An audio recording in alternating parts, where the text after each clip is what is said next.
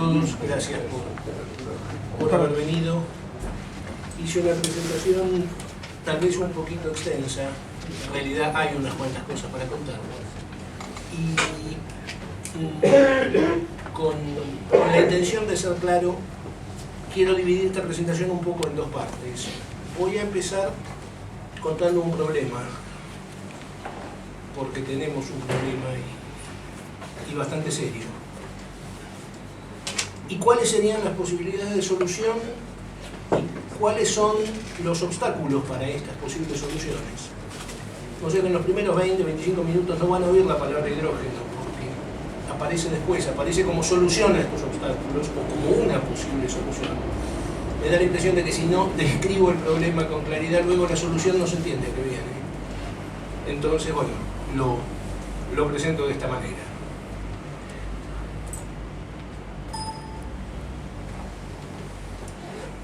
Dije, tenemos un problema. Y flor el problema. Y lo empezamos a tener el día que al señor Watt se le ocurrió que con carbón vía térmica se podía generar energía mecánica y estalló la revolución industrial. Básicamente porque eso daba una disponibilidad de energía que antes no existía. Y a partir de ahí se construye nada menos que la civilización actual, que nunca hubiese podido llegar a donde llegó, bien o mal, sin esta disponibilidad de energía. Es decir, estamos parados sobre la necesidad de energía. Nos la quitan y la civilización, tal como la conocemos, desaparece. Para empezar, nos volvemos a casa caminando, porque si no hay combustibles fósiles, en este momento no hay transporte. El problema, digo, no viene aparejado por el uso de la energía, sino por las consecuencias de la combustión de los fósiles, que liberan cantidades inauditas de dióxido de carbono al ambiente, y eso provoca, los problemas que provoca son de público conocimiento.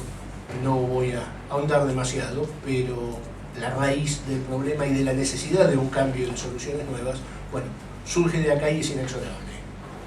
O revertimos de algún modo el crecimiento de esa curva, o vayámonos despidiendo cada uno de todos los demás porque la cosa se acaba.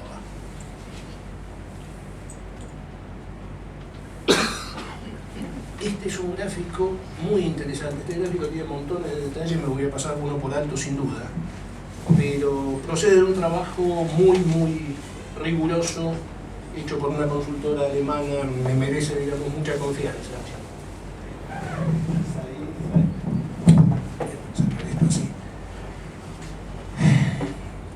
Esta es un poco la curva, la evolución del consumo de distintos combustibles o de la utilización de distintas fuentes de energía a lo largo de la historia, empezando en 1930. Lo anterior es un poco irrelevante porque los valores son en todo caso muy bajos. De todos modos se ve algo acá. Hasta la fecha, 2010-2020, venimos parados básicamente sobre el consumo de petróleo, gas y carbón. Con un pequeño aporte, esa banda blanca es la utilización de uranio, energía nuclear. Es interesante ver, esto es a nivel mundial, es interesante ver que la contribución de la nuclear al total de energía consumida es muy baja, independientemente de que en algunos países o en algunas situaciones pueda tener un peso más alto. Globalmente es baja. La banda verde superior es la biomasa, y aparecen, digamos, tímidamente una banda azul más oscura arriba, que es la hidroeléctrica, y bueno, se plantea luego la geotérmica, que hoy en día tiene muy poca incidencia. La disponibilidad de recursos es grande, la utilización al momento es muy baja. Igual tiene sus bemoles y vuelve a aparecer en la presentación. Si uno se desplaza hacia el futuro, hacia la derecha de donde lo ven ustedes, empiezan a aparecer cada vez con más peso las fuentes renovables, que, como dije una vez, hay que dejar de llamarlas no convencionales porque ya no son no convencionales. Empiezan a aparecer cada vez con con mayor peso y a futuro pasarán a tener un porcentaje importante del total. ¿Cuál es el inconveniente? El inconveniente es que estas fuentes renovables, variables e incontrolables por su propia esencia, son en su mayoría, o entregan en su mayoría, la energía en forma de energía eléctrica. La fotovoltaica de por sí, las máquinas eólicas porque están construidas así, con lo cual lo que el usuario recibe es energía eléctrica, independientemente de que en el medio haya energía mecánica, etcétera, etcétera. La parte anaranjada, que son colectores solares térmicos para generación de electricidad, aparecen un poco a futuro, exigen instalaciones grandes, pero están previstas, es una tecnología conocida. La mayoría de estas fuentes entrega electricidad. Electricidad que en principio se canaliza a través de una red eléctrica.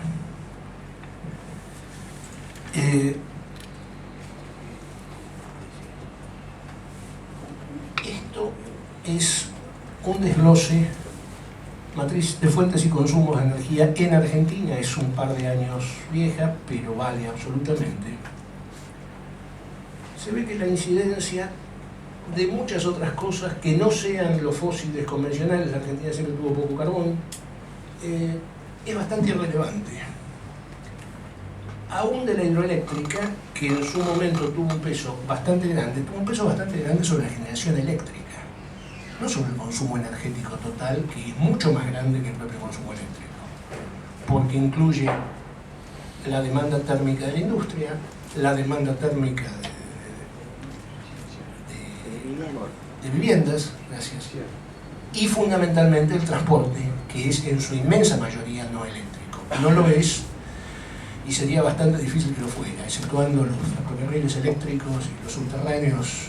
Prácticamente el resto de todo no es eléctrico.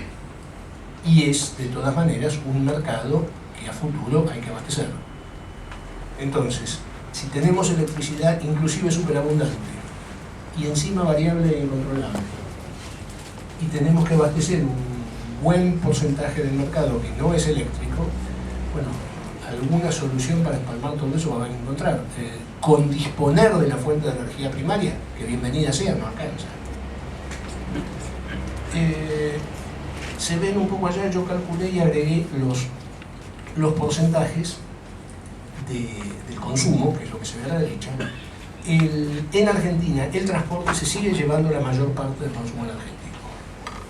La industria que supimos conseguir lo sigue de cerca, no lo alcanza. Parece que son más los que se quieren ir que los que quieren fabricar algo, pero bueno. Ironías al margen, la parte residencial tiene también un porcentaje importante, luego hay fracciones menores. Se ve que en algún punto aquí al centro hay salidas tanto de petróleo como de electricidad, son las exportaciones. Se generan y no se consumen localmente. Nuevamente, para recordar después, el transporte se lleva casi el 30%, la industria tiene un 25%, pero si se ve el desglose por colores, buena parte del consumo de la industria es térmico y no forzosamente eléctrico. Es térmico directo, digamos, no térmico vía eléctrica, que entraría como consumo eléctrico. Da una idea del panorama y de la situación. Entonces, vamos a analizar el problema de la red eléctrica, porque el problema viene por ese lado. La red eléctrica en su forma convencional tiene unos cuantos actores, cada uno con sus roles ya bien definidos, cada cual hace lo que hace y no se mete en lo que hacen los demás. Los consumidores consumen, ¿sí? No es un juego de palabras. Los consumidores de momento se limitan a consumir. El consumidor no es para la red y para la gestión de la red un participante activo. Es decir, se sienta y exige, quiero electricidad, quiero tanta, quiero más, quiero menos, la quiero en tal forma, en tal lugar, en tal momento. Y quien se tiene que acomodar a cubrir los requerimientos del consumidor es la parte de generación, o los otros actores, generadores y transportistas, distribuidores, que tienen forzosamente que trabajar coordinados. Alguien hizo la vez pasada un comentario bastante inteligente sobre este esquema. Es el mismo esquema con el que se viene trabajando desde que se empezó a generar y a comercializar electricidad. Es decir, es un esquema operativo que tiene 100 y pico de años de antigüedad. Y hasta hace poco no ha debido cambiar, fundamentalmente porque la forma de hacer las cosas no ha cambiado, porque la generación eléctrica seguía siendo de potencia controlable, porque seguía estando respaldada por depósitos de combustible, con lo cual se iba generando on time, diría, en sintonía con la demanda, basándose en una acumulación previa de combustible. Es decir, la generación ofrecía naturalmente una potencia firme, confiable, se sabía que iba a estar ahí cuando se necesitara. Así las cosas, las plantas generadoras suelen trabajar con una pequeña reserva de potencia, pequeña o no tan pequeña, es decir, van entrando en servicio en la medida que el consumo crece, van saliendo de servicio en la medida en que el consumo disminuye. Eso es, bueno, gestión normal de toda la red de despacho de cargas. Y disponen de una pequeña reserva de potencia para balancear las oscilaciones de pequeño valor que ocurren en periodos de tiempo muy cortos. Se habla de regulación primaria, que es de muy pocos segundos, regulación secundaria, que ya cae en el orden de minutos, regulación terciaria en tiempos un poco más largos. Son variaciones debidas a diversas causas, un poco con características distintas, pero son en todo caso variaciones que afectan, variaciones, digamos, en el equilibrio entre la demanda y la oferta, que provocan pequeñas variaciones en la tensión, en la frecuencia de la red, dentro de valores admisibles, hasta ahí, mientras las plantas generadoras sean de potencia firme y el consumo no haga cosas demasiado raras, el sistema funciona. Ha funcionado y si todo permaneciera así seguiría funcionando. El problema viene cuando aparecen las fuentes variables, que yo las dibujé como máquinas eólicas porque provengo de ese lado. Podría ser paneles fotovoltaicos, podría ser cualquier fuente de potencia no controlable, que se integra en principio a la red eléctrica, que vuelca su producción a la red, en principio porque no hay otra cosa para hacer con ella. Y el problema surge justamente de la incapacidad de saber qué potencia van a estar entregando esas plantas a cada momento. Es decir, el sistema de regulación existente, que había sido concebido un poco para otra cosa, empieza a tener problemas porque las oscilaciones de la potencia, que las interpreta como oscilaciones de la red, no importa que vengan del lado de la generación o del lado de la demanda, se empiezan a tornar incontrolables en la medida en que la proporción de fuentes variables crece en el mix total. La carga sigue siendo pasiva. No quiero llamarla carga boba, pero casi. No se puede esperar que la carga tal y como es concebida hasta hoy en día aporte algo de sí al equilibrio necesario del sistema, sin el cual el sistema no funciona.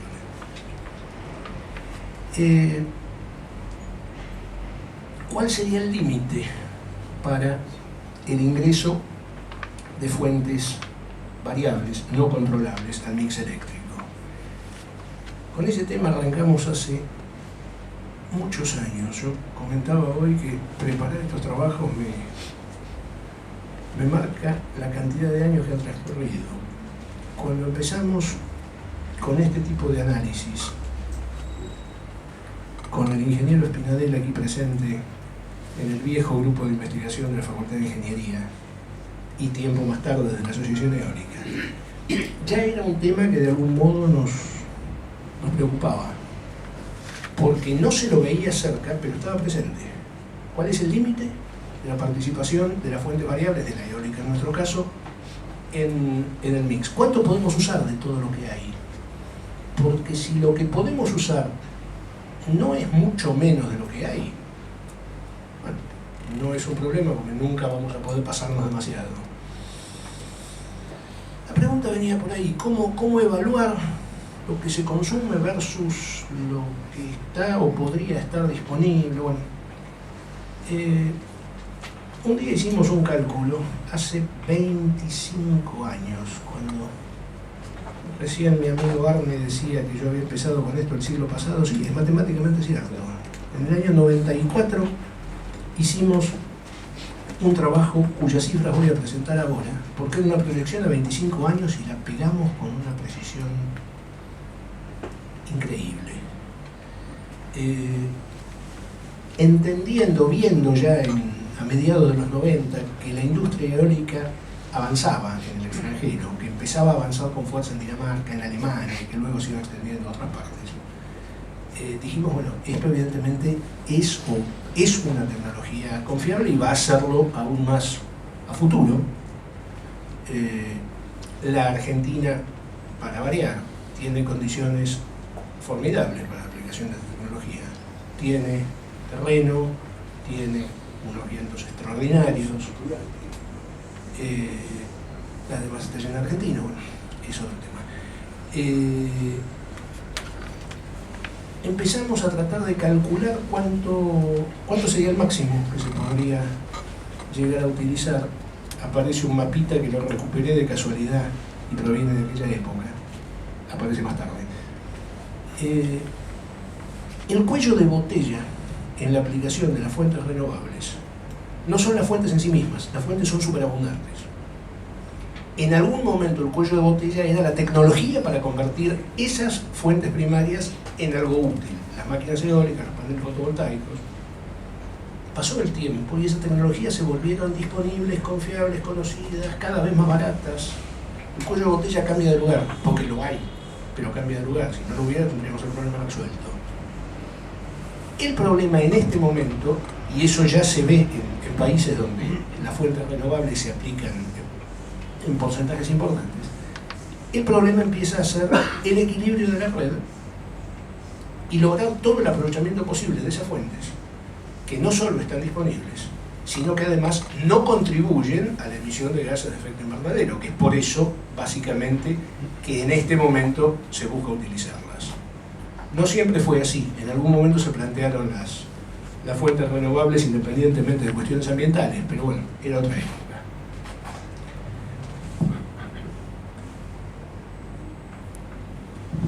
Estos son dos modelos, no son demasiado nuevos, pero el viento no varía. Fueron tal vez los primeros estudios grandes que se hicieron sobre adaptabilidad de la oferta eólica a la demanda eléctrica de grandes redes. Básicamente es interesante, aquel de allá es del año 2004, un estudio de alemanes. Midieron la curva roja de arriba, si se ve son 5 iguales y 2 más chiquitas, ese es el consumo diario, día por día, a lo largo de una semana. La curva típica con doble máximo, los valles, que son las noches. Sábado y domingo el consumo es menor. Y la curva verde inferior, absolutamente irregular, es la potencia eólica instantánea a cada momento en la red alemana del año 2004, que era mucho más pequeña que la actual. Es decir, ha subido el consumo, naturalmente, pero proporcionalmente ha subido mucho más la oferta.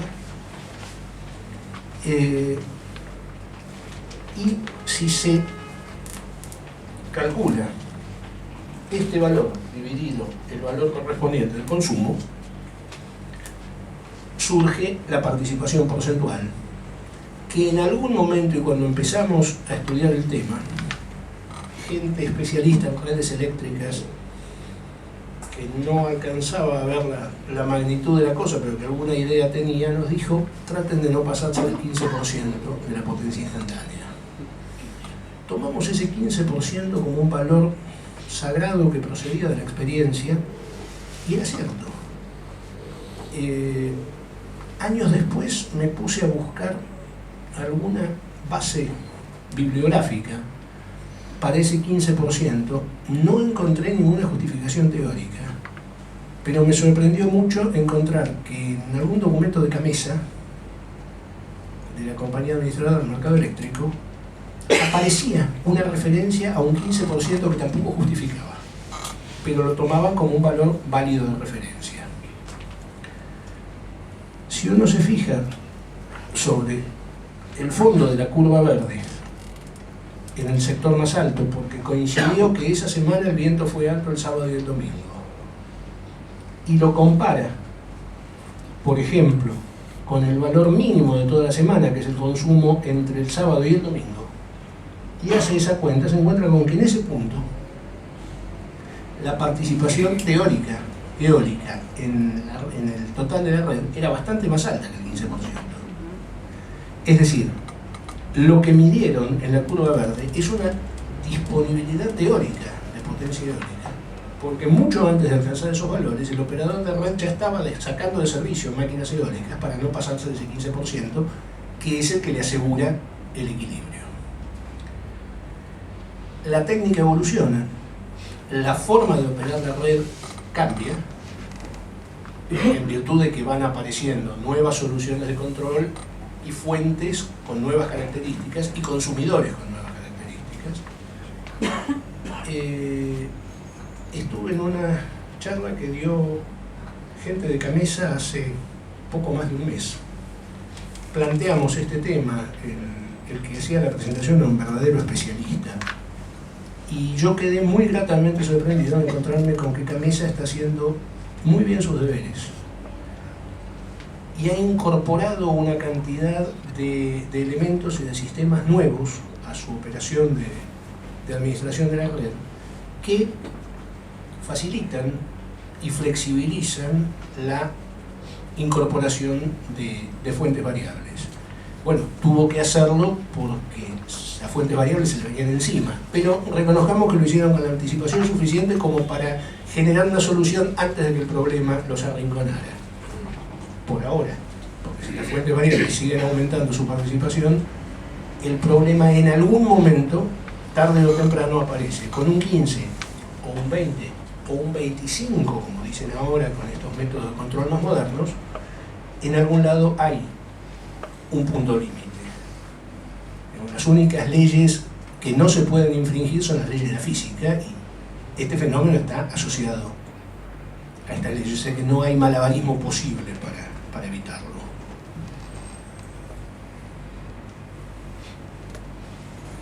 ¿Qué se hace cuando una red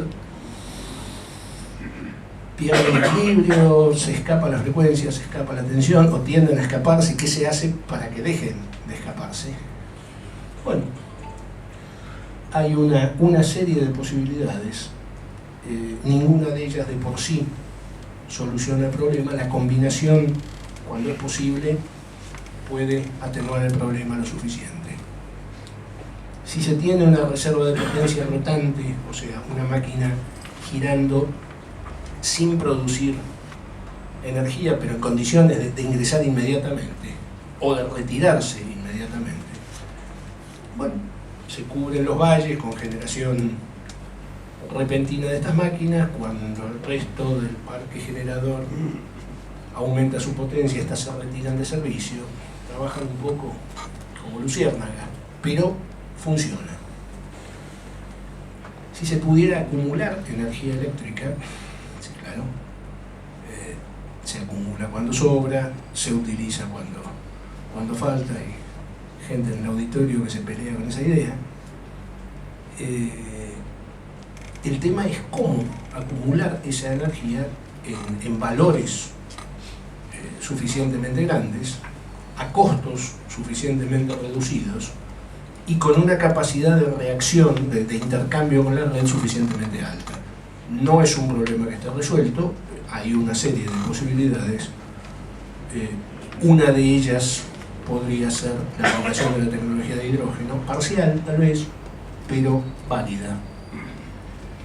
La interconexión con otras redes, bueno, como no todas las fuentes variables varían todas juntas en el mismo momento en distintas zonas, se supone que si las redes están interconectadas y cubren un área grande, bueno, cuando no hay viento en un lugar va en el otro, en fin, eso atempera un poco las variaciones, pero no puede uno fiarse exclusivamente de eso, salvo que tenga todas las máquinas eólicas del mundo interconectadas entre sí, cosa que es materialmente imposible. Con lo cual, la interconexión de redes ayuda al problema, no lo neutraliza. Generación distribuida, bueno, es un poco similar a la interconexión de redes. Si las máquinas eólicas se instalan distribuidas en grandes áreas en lugar de concentrarlas en un área pequeña, la variación del viento es como que se atempera un poco. Es la misma idea, salvo que en lugar de interconectar redes existentes, lo que se hace es instalar las máquinas separadas, lo cual es una desventaja para el mantenimiento y otra serie de cosas, pero es una ventaja para la operación. Y acá aparecen estas últimas dos. La adecuación de la demanda, que hasta ahora no existe.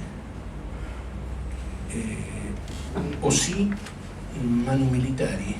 En otra conferencia, hace muy pocos días, un especialista en redes hablaba de la utilización de automatismos en las redes eléctricas.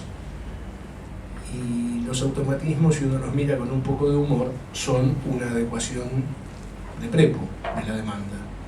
Es decir, cuando se cae parte de la oferta, los automatismos sacan de prepo de servicio a parte de la demanda. Alguien se queda sin luz, pero al menos todo el sistema no colapsa. Las fallas en la demanda, las fallas en la oferta, perdón, sobre todo las disminuciones en la oferta, las solucionan cancelándole la oferta a parte de la demanda.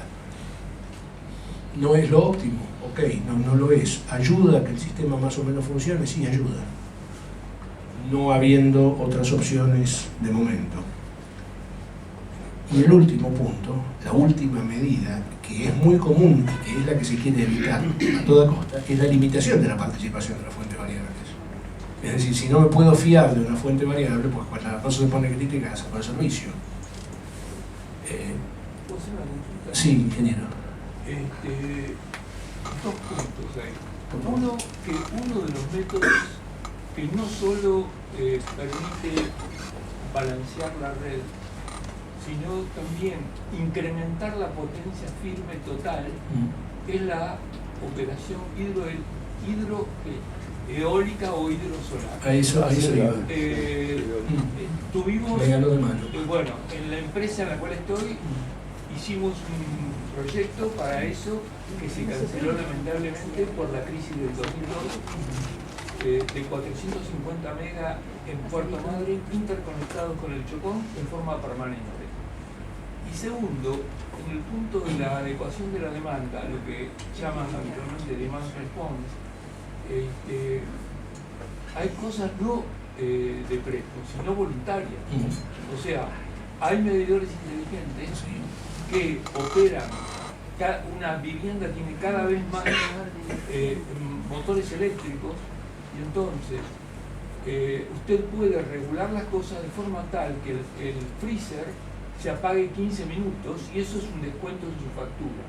Que el aire acondicionado se apague 20, pero no cualquier 20 minutos. El que hace falta en esa isla de red de baja tensión y media y esas cámaras para nivelar la demanda y la oferta. Exacto, se me adelantó un poco a lo que yo iba a comentar.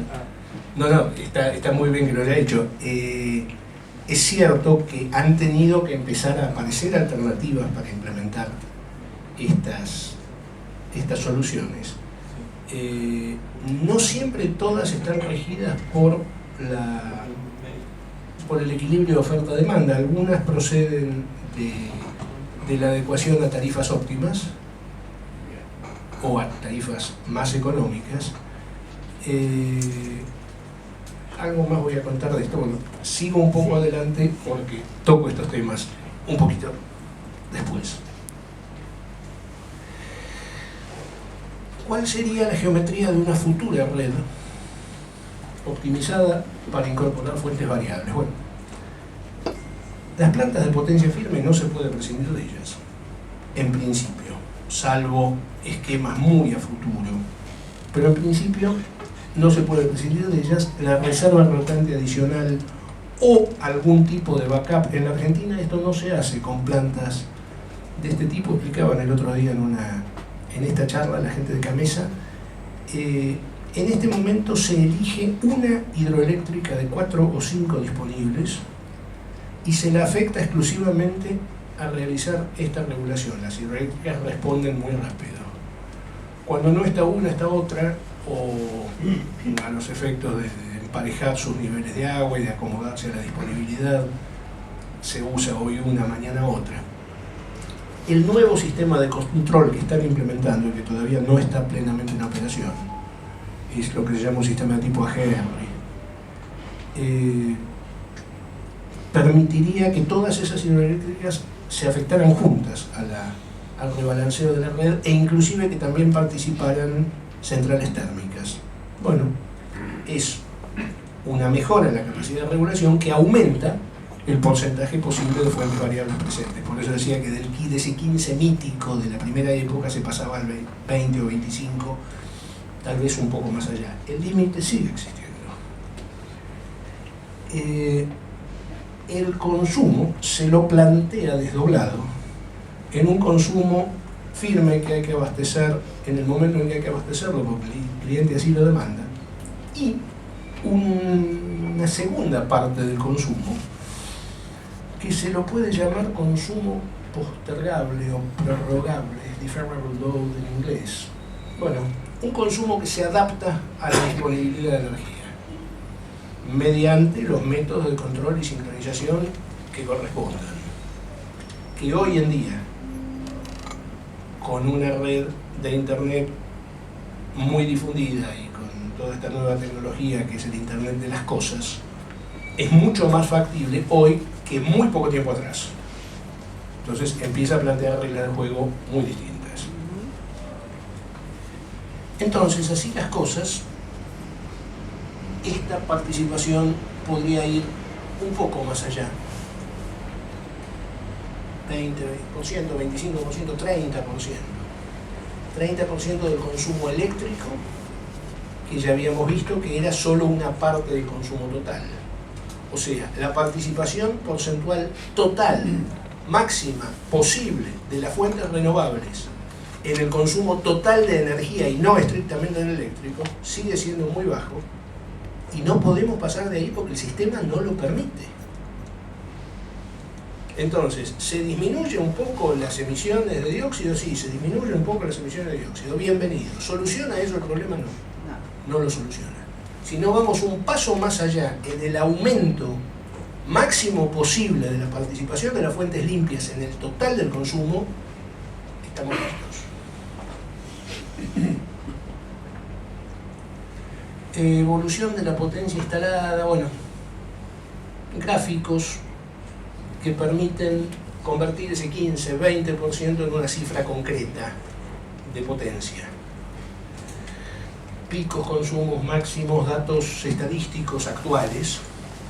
El gráfico de arriba es un poquito antiguo, porque del 2016 en adelante la parte de eólica y solar empieza a aparecer en forma mucho más visible, porque realmente el boom de la aplicación de esta fuente ha sido en los últimos 5 años o menos.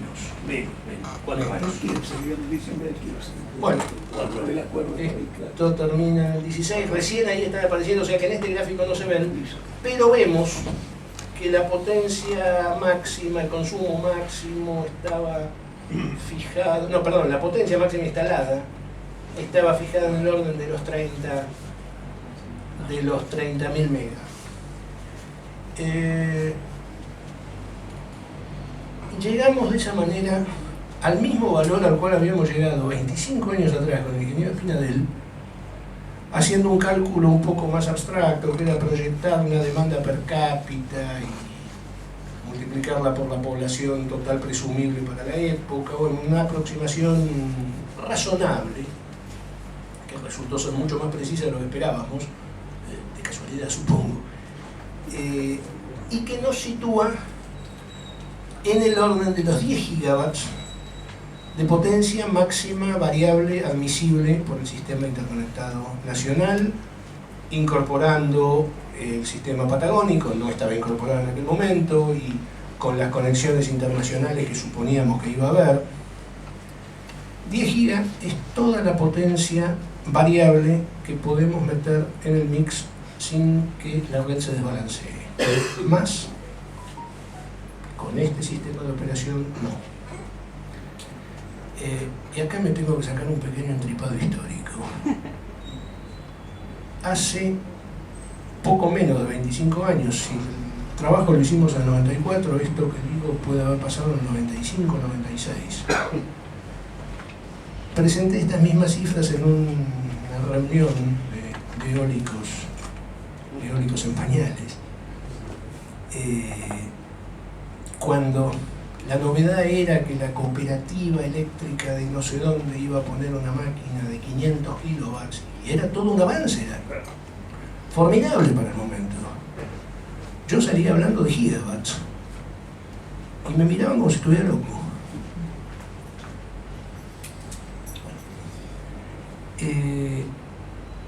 Hasta que en esa reunión alguien se me encabritó.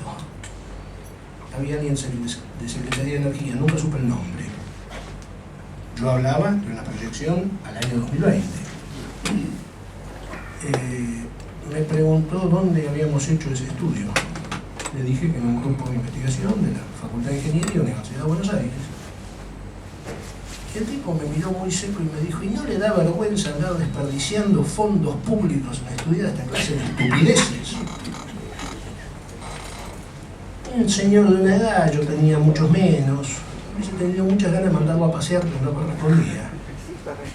Entonces lo miré muy sonriente y le dije, no se haga ningún problema, yo hago ese trabajo ad honorem, la gente que trabaja conmigo también lo hace ad honorem, así que estaremos perdiendo nuestro tiempo, que tal vez no sea muy valioso, pero no estamos desperdiciando fondos públicos. O sea, nos juntamos con los amigos a tomar un café y a charlar de estas cosas y además el café lo pagamos nosotros. En serio me dio igual que se fue. Nunca supe quién era. 20 y tantos años después estamos parados exactamente con ese problema. Hoy en día 10 gigawatts ya no son la cosa inalcanzable que eran en aquella época. Es más, hay algunas cifras para comparar. Y estamos al borde del problema.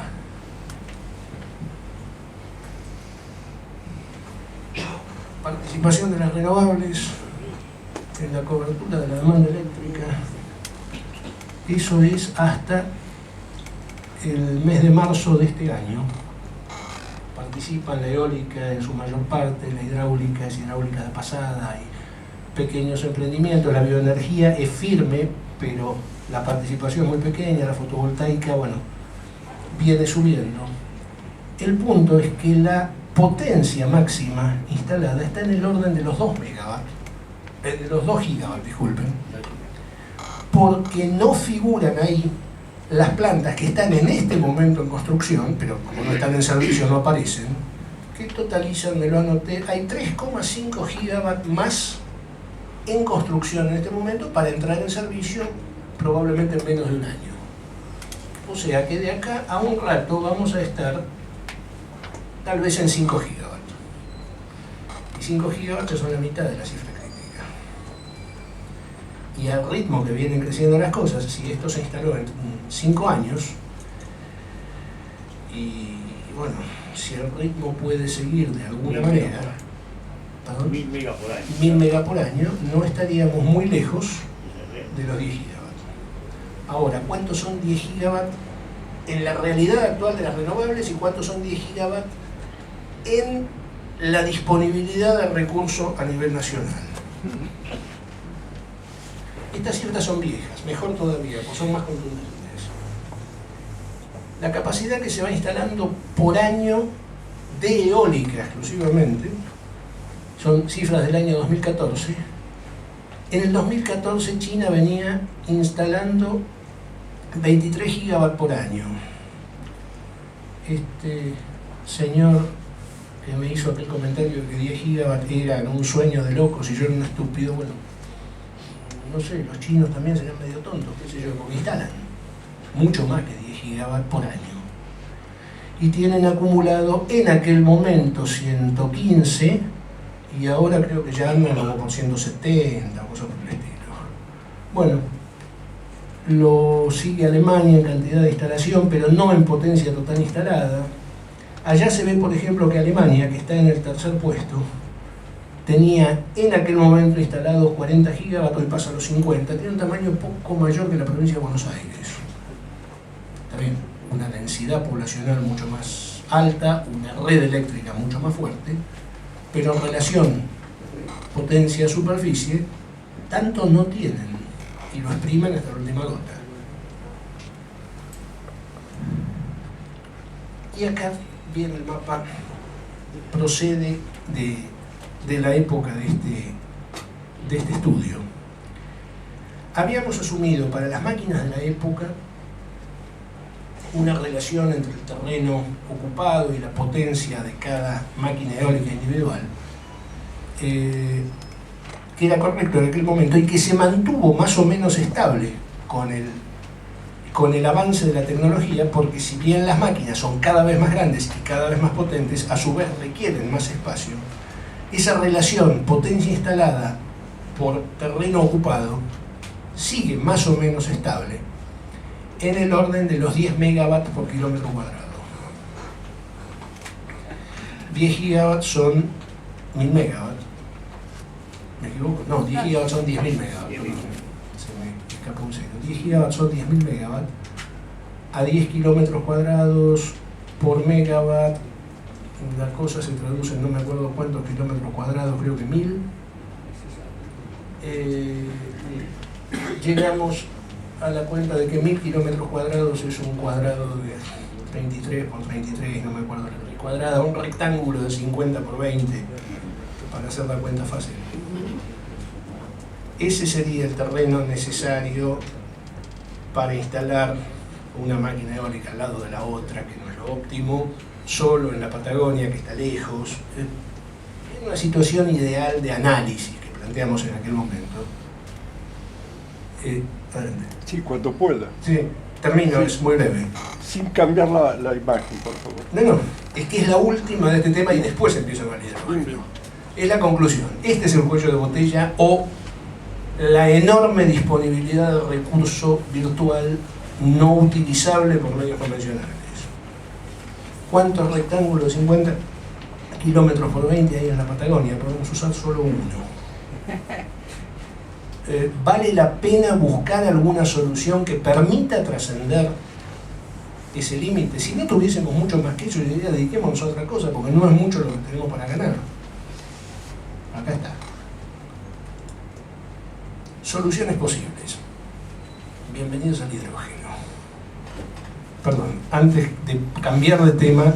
Sí, no, yo quería comentar que ya como tesis en ingeniería al final de la década del 60 estábamos proponiendo la utilización mareomotriz, o sea, vamos a otra energía variable que no se introdujo. Vale para el caso porque la situación es la misma. Solo que tiene una peculiaridad, es previsible, o sea, Sí, tiene una periodicidad pero variable.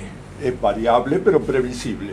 Evidentemente el tema, como en la eólica, era la acumulación para poder hacer frente a la demanda.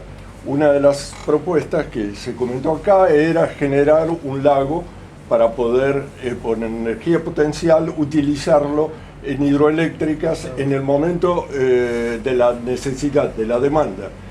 Obviamente después, con la aparición de la tecnología del hidrógeno, teniendo la fuente de energía en el mar y teniendo el agua como elemento para poder producir el hidrógeno, es mucho más limpio pasar no a la hidroeléctrica, sino al hidrógeno. Otra que es más constante, también al mar, es la undimotriz, que está siendo utilizada en Europa, en el Mar del Norte. Tecnología que Suecia ya tiene hace un tiempo. Esta es más constante, pero las energías del mar yo quiero colocarlas también dentro del... Inclusive está la de diferencia de temperatura. Es absolutamente válido. Me he remitido en esta presentación a las clásicas, justamente porque son clásicas, porque son las que en este momento están siendo utilizadas mayoritariamente a nivel mundial. Si crece el consumo y crecen las fuentes, pero siguen siendo variables, las fuentes participantes son diversas, el problema es más o menos el mismo. En Francia hace más de 60 años que hay mareomotriz. Perdón. Pero es otra, perdón. sí. Sí. Otro tipo, acá no. Permítame. Es que algo Lo quería contar yo, pero cuéntelo usted. Señores,